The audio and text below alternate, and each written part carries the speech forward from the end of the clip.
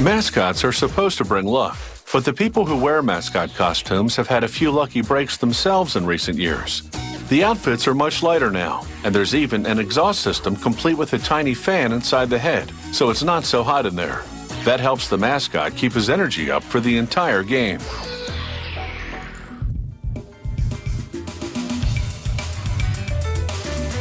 This dinosaur mascot for the Lung Association is part of a new breed. It's really evolved into something that's relatively easy to work in. To make this dinosaur, they sketch him out. Then the artist modifies the figure to human proportions, targeting a height of 5'10", which means the costume would fit performers 5'8" to 6 foot tall. The artist designs huge eyes and a very extravagant mouth, and not just for creative reasons. The large openings will give the mascot performer room to see and to breathe through screens. Now a sculptor carves big pieces of lightweight, uncrushable foam. With a utility knife, he shapes the dinosaur's head based on the design pattern. Traditionally, fiberglass has been used for mascot heads, but foam is half the weight. He attaches a battery pack to the inside of the head at the back of the neck using Velcro. He tests it to make sure it has enough juice to power this tiny square exhaust fan, which is to be placed inside the head at the top. Then he sprays glue on the foam, sticking the sculpted layers of foam together. Now the dinosaur head is starting to shape up.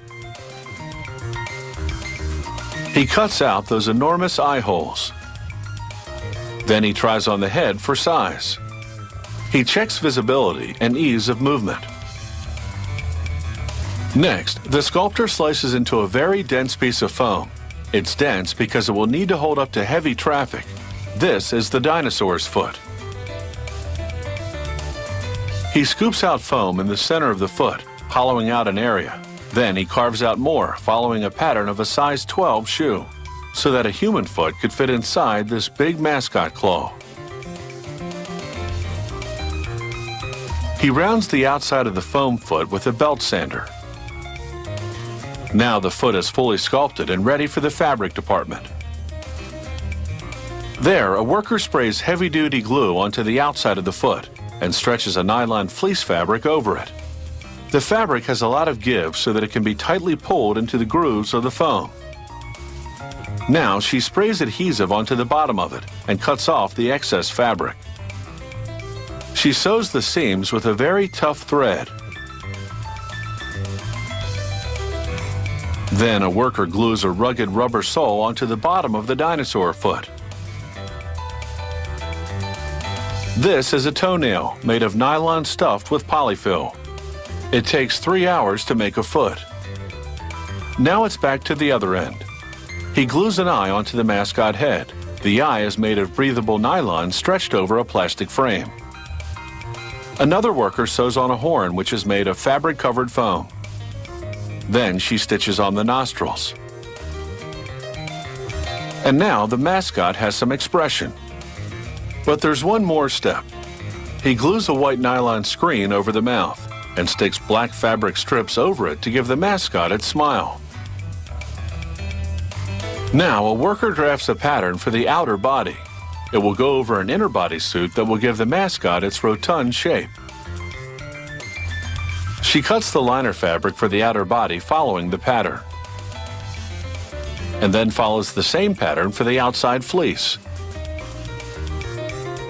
She sews 3 layers, fleece, foam, and liner all together. This serger machine cuts off excess fabric, and it sews and binds the edges. She hand stitches the scales onto the back of the dinosaur mascot. And now it's time to give this mascot suit a test run. It fits like a glove. But what's the view like from the inside of that head? Not too bad. This dinosaur mascot suit is ready to help its user excite the crowd.